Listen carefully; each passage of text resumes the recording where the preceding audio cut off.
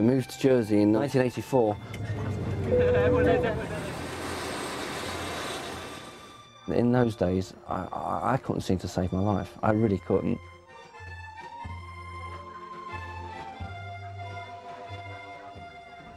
I first broke into singing when I was night porter and also night manager at the Ocean Hotel.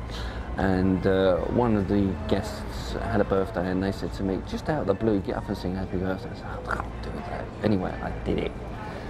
I enjoyed it.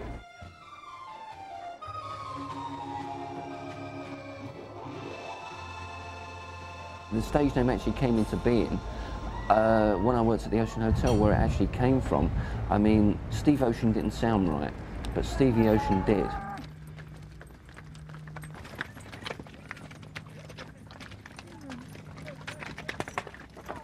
Stephen Michael Levy, aka Stevie Ocean. That's what goes on all my forms, because I don't hide anything. I mean, I got on the James Wells show literally in 2 days. They couldn't believe it. They were playing the tape in the office continuously. 10.5 million people watched the James Wells show that week I was on. It was incredible. And I don't know if it was down... Possibly because there was actually a name check in The Guardian, which Simon Bawley phoned me up and told me about. There was a name check in The Guardian that said there was the world whistling champion and Jersey singer Stevie Ocean. Baz Bamin boy, who was with him, who works for the Sunday Mail on Sunday, when we were talking outside, when we got a taxi to go, he turned around and said to me, no, he said, you're going to go far. Well, basically, I looked upon it as something that I'd wanted to do for a very, very long time. It wasn't just appearing on the show, that wasn't the thing. It was seeing my name on the credits at the end of it. I've waited 11.5 years to see that. And that is a feeling that I can't explain to you. I laid there and watched it. And when it came to the end of the show, there was tears rolling down my face because I'd waited so long to see my name on the credits. And it had actually happened, and I'd actually done it without any help from anybody. To sum that part up in a nutshell, I think what James saw, he saw something in me that took time and nurtured and took time to come out. There was talents in me. I mean, you don't notice what you're able to do yourself. Well, in actual fact, people will think that once you appear on TV, that you become a millionaire overnight. Well, that's not the case. I don't think that you really appreciate winning until you lose. 2.5 years of my life had just been completely wiped out by what had happened to me. I was involved in an accident. I was hit from behind while I was stationary, just up the road from where I live, because that's the usual way accidents happen. I was not even moving. All of a sudden, there was an almighty bang, and I didn't know what it was. All I knew, I couldn't move. The other car hit me doing between 30 and 40 miles an hour. Got damage to my neck, which can't be repaired. I was seriously hurt. It was a woman driver. She just didn't see me. She just did not see me.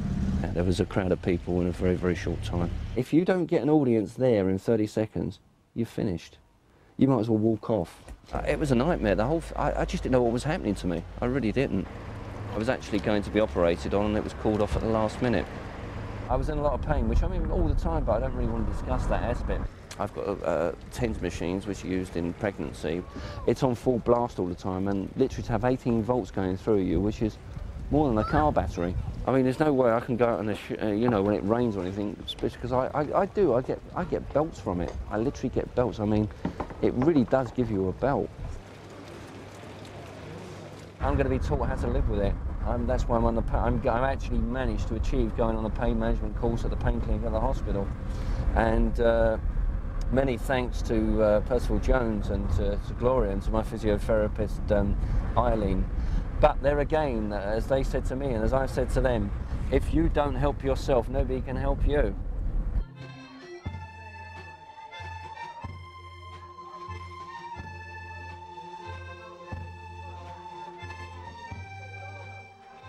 Before this accident, I was totally physically fit. I mean, I'd never been to the hospital. I had no x-rays and nothing. Well, I used to pick up speakers that weigh 200 or 300 pounds and pick them up like they weighed nothing and put them on the stands. I used to live on those. Chickens, whole chickens. Whole chickens? Whole chicken and chips I would have. Demolish it. It's not bragging. I was extremely strong. Over the last 2.5 years, I felt like 104, but we're getting over that. We are getting over that aspect.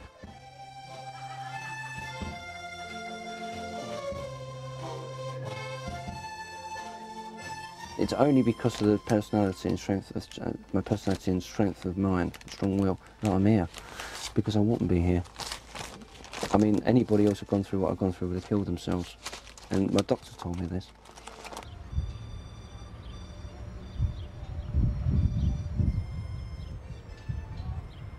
Well, I mean, this is welcome to my little home. In fact, it's more like a home than a room. I've been here now for getting on for 6 years in this room.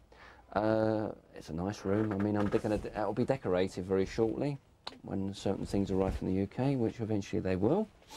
I mean, I've been on the island for getting on for 15 years now. And the fallacy of, I mean, I'm not rich, all right, yes, I wear jewellery and all the rest of it, yes, and it's all real, I can assure you. It's all insured as well, so I'd like to make that quite clear. These are things that I've worked very hard for. They haven't been given to me. Nothing's actually been given to me on a plate. Every single thing I've worked for.